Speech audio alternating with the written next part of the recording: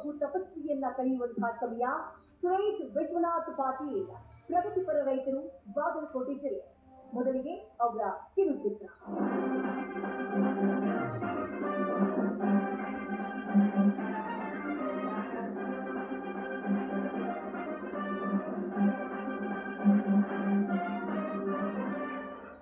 ಸವಾಲುಗಳಿಗೆ ಎದೆ ಕೊಟ್ಟು ಎದುರಿಸಲಿಲ್ಲ ಅಂದ್ರೆ ರೈತನಾಗಿ ಉಳಿಯೋದು ಅಸಾಧ್ಯ.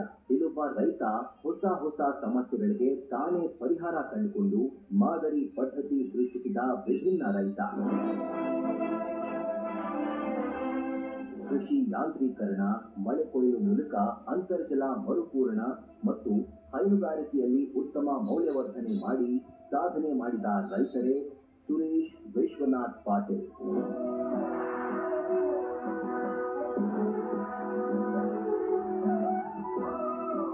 ಬೆಳಗಾವಿ ಜಿಲ್ಲೆ ನಿಪ್ಪಾಣಿ ತಾಲೂಕು ಹೂವಿಹಾಳ ಗ್ರಾಮದ ಸುರೇಶ್ ಸಮಗ್ರ ಕೃಷಿ ಪದ್ಧತಿಯ ಅಳವಡಿಕೆಯಿಂದ ತಮ್ಮದೇ ಮಾರ್ಗ ಕಂಡುಕೊಂಡವರು. ತಮ್ಮ ಹಿರಿಯರಿಂದ ಬಂದ 2.5 ಎಕರೆ ಜಮೀನನ್ನ 4 ಭಾಗಗಳಾಗಿ ವಿಭಜಿಸಿದ್ರು.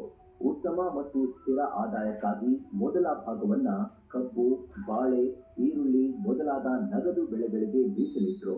2ನೇ ಭಾಗದಲ್ಲಿ ತರಕಾರಿ ಕೃಷಿ ನಡೆಸಿ ಪ್ರತಿ ತಿಂಗಳು ಆದಾಯ ಗಳಿಸಿದ್ರು.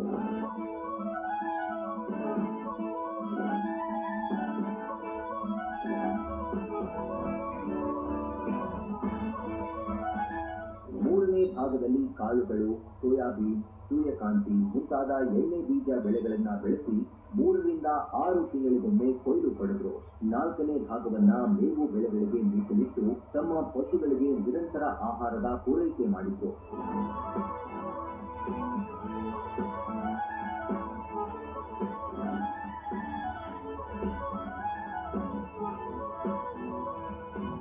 ಈ ವಿನೂತನ ಪದ್ಧತಿ ಇವರ ಕೈ ಹಿಡಿಯಿತು. ವೈಜ್ಞಾನಿಕ ರೀತಿಯಲ್ಲಿ ಪಶುಪಾಲನೆ, ಹಸುಗಳ ನಿರ್ವಹಣೆ, ಯಾಂತ್ರೀಕೃತ ಹಾಲು ಸಂಗ್ರಹಣೆ, ಪ್ಯಾಕಿಂಗ್ ಘಟಕ ಮತ್ತು ಹಾಲು, ಮಜ್ಜಿಗೆ, ಲಸ್ಸಿ, ಬೆಣ್ಣೆ, ತುಪ್ಪವನ್ನ ತಮ್ಮದೇ ಬ್ರ್ಯಾಂಡ್ ಮೂಲಕ ಮಾರುಕಟ್ಟೆಗೆ ಪರಿಚಯಿಸಿದ್ದಾರೆ.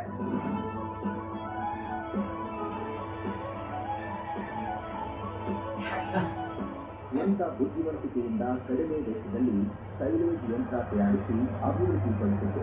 ಕೊಳವೆ ಬಾವಿಗೆ ಕಡಿಮೆ ವೆಚ್ಚದಲ್ಲಿ ಮರುಪೂರಣ ಮಾಡಿ ಅಂತರ್ಜಲ ಮಟ್ಟ ಹೆಚ್ಚಿಸಿತು. ಜೊತೆಗೆ ಅಂತರ್ಜಲ ಮರುಪೂರಣ ಕುರಿತು 60 ರೈತರು, ವಿದ್ಯಾರ್ಥಿಗಳಿಗೆ ತರಬೇತಿ ನೀಡಿದ್ದಾರೆ.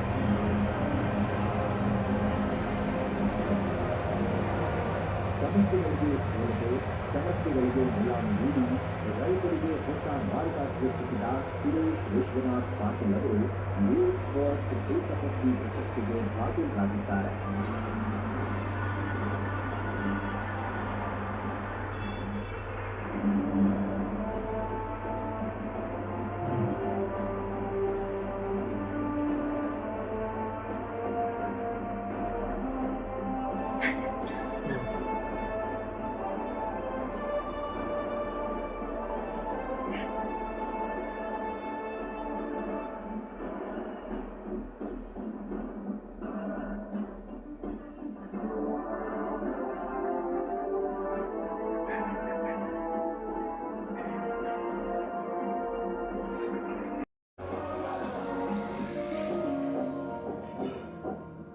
ವೇದಿಕೆಯ ಮೇಲೆ ಮತ್ತೋರ್ವ ಭೂ ತಪಸ್ವಿಯನ್ನ ಕಳೆಯುವಂತಹ ಸಮಯ.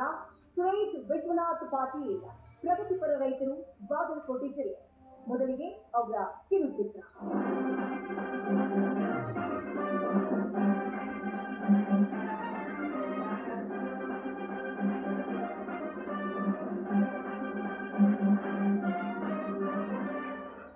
ಸವಾಲುಗಳಿಗೆ ಎದೆ ಕೊಟ್ಟು ಎದುರಿಸಲಿಲ್ಲ ಅಂದ್ರೆ ರೈತನಾಗಿ ಉಳಿಯೋದು ಅಸಾಧ್ಯ. ಇಲ್ಲೊಬ್ಬ ರೈತ ಹೊಸ ಹೊಸ ಸಮಸ್ಯೆಗಳಿಗೆ ತಾನೇ ಪರಿಹಾರ ಕಂಡುಕೊಂಡು ಮಾದರಿ ಪದ್ಧತಿ ಸೃಷ್ಟಿಸಿದ ವಿಭಿನ್ನ ರೈತ. ಕೃಷಿ ಯಾಂತ್ರೀಕರಣ, ಮಳೆ ಕೊಯ್ಲು ಮೂಲಕ ಅಂತರ್ಜಲ ಮರುಪೂರಣ ಮತ್ತು ಹೈನುಗಾರಿಕೆಯಲ್ಲಿ ಉತ್ತಮ ಮೌಲ್ಯವರ್ಧನೆ ಮಾಡಿ ಸಾಧನೆ ಮಾಡಿದ ರೈತರೇ ಸುರೇಶ್ ವಿಶ್ವನಾಥ್ ಪಾಟೀಲ್.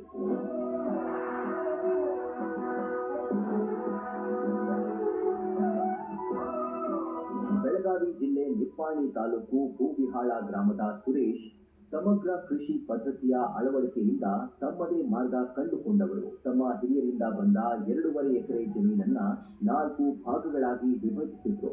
ಉತ್ತಮ ಮತ್ತು ಸ್ಥಿರ ಆದಾಯಕ್ಕಾಗಿ ಮೊದಲ ಭಾಗವನ್ನ ಕಬ್ಬು, ಬಾಳೆ, ಈರುಳ್ಳಿ ಮೊದಲಾದ ನಗದು ಬೆಳೆಗಳಿಗೆ ಮೀಸಲಿಟ್ರು. ಎರಡನೇ ಭಾಗದಲ್ಲಿ ತರಕಾರಿ ಕೃಷಿ ನಡೆಸಿ ಪ್ರತಿ ತಿಂಗಳು ಆದಾಯ ಗಳಿಸಿದ್ರು.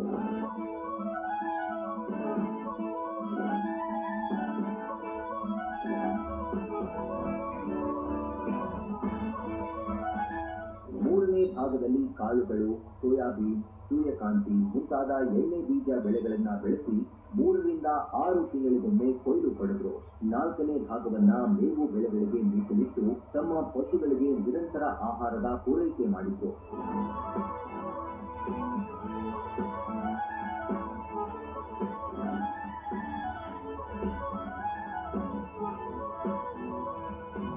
ಈ ವಿನೂತನ ಪದ್ಧತಿ ಇವರ ಕೈ ಹಿಡಿಯಿತು. ವೈಜ್ಞಾನಿಕ ರೀತಿಯಲ್ಲಿ ಪಶುಪಾಲನೆ, ಹಸುಗಳ ನಿರ್ವಹಣೆ, ಯಾಂತ್ರೀಕೃತ ಹಾಲು ಸಂಗ್ರಹಣೆ, ಪ್ಯಾಕಿಂಗ್ ಘಟಕ ಮತ್ತು ಹಾಲು, ಮಜ್ಜಿಗೆ, ಲಸ್ಸಿ, ಬೆಣ್ಣೆ, ತುಪ್ಪವನ್ನ ತಮ್ಮದೇ ಬ್ರ್ಯಾಂಡ್ ಮೂಲಕ ಮಾರುಕಟ್ಟೆಗೆ ಪರಿಚಯಿಸಿದ್ದಾರೆ.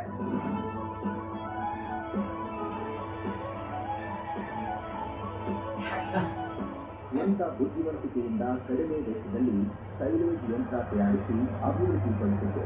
ಕೊಳವೆ ಬಾವಿಗೆ ಕಡಿಮೆ ವೆಚ್ಚದಲ್ಲಿ ಮರುಪೂರಣ ಮಾಡಿ ಅಂತರ್ಜಲ ಮಟ್ಟ ಹೆಚ್ಚಿಸಿತು.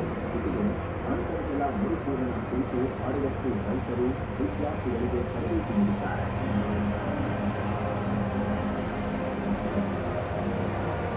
ಸಮಸ್ಯೆಗಳಿಗೆ ಹೋಲಿಕೆ, ಸಮಸ್ಯೆಗಳಿಗೆ ಮುಲಾಮು ನೀಡಿ ರೈತರಿಗೆ ಹೊಸ ಮಾರ್ಗ ಸೃಷ್ಟಿಸಿದ ಸುರೇಶ್ ವಿಶ್ವನಾಥ್ ಪಾಟೀಲ್ ಅವರು ನ್ಯೂಸ್ ಫಸ್ಟ್ ದೇಶಭಕ್ತಿ ಪ್ರಶಸ್ತಿಗೆ ಭಾಜನರಾಗಿದ್ದಾರೆ.